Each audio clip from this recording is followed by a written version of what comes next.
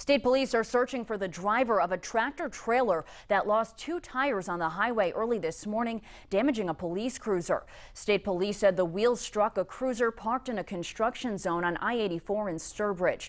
The driver continued driving eastbound after losing the wheel sometime around 5:30 this morning. No one was hurt. Anyone with information should call state police at 508-347-3352.